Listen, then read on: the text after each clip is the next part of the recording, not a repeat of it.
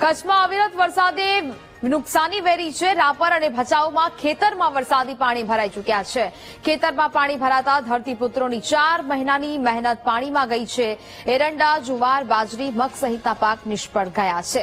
જળભરાવથી ખેડૂતોને લાખો રૂપિયાનું નુકસાન થયું છે। નિસહાય ખેડૂતોએ સરકાર પાસે હવે મદદની ગુહાર લગાવી છે। 4 મહિના પહેલા મેં એંડાનું વાવેતર કર્યું હતું। આજે એંડા અમારા વરસાદ 4 દિવસથી બહુ અહીંયા પડ્યો। ભચાઉ અને રાપરની અંદર રાપરની અંદર 16 ઇંચ જેવો વરસાદ છે। અમારા ભચાઉની અંદર 10 ઇંચથી પણ વધારે વરસાદ પડી ગયો છે। તો અમારો આ એંડાનો પાક સાવ નિષ્ફળ થઈ ગયો છે। બાકીનો જે બાજુમાં જુવારનું ખેતર હતું પણ નિષ્ફળ થઈ ગયું છે।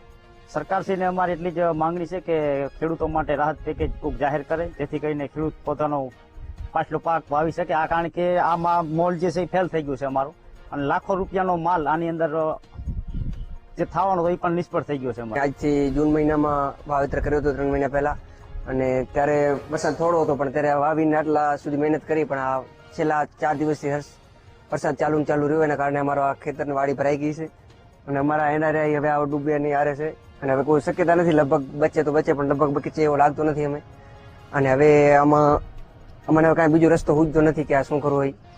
સરકાર અમારા સામે જોવે અને કાંક વળતર આપે ખેડૂતોને તો સારું। લાસ્ટ 3 દિવસથી સખત વરસાદ ચાલુ છે।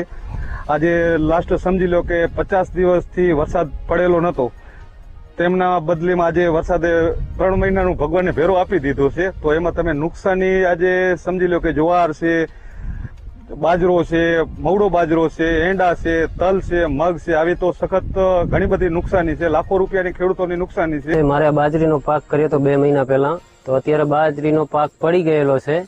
તો અત્યારે કોઈ અમને સરકાર કોઈ અમને સહાય આપે તો એમને વિનંતી કરીએ છીએ।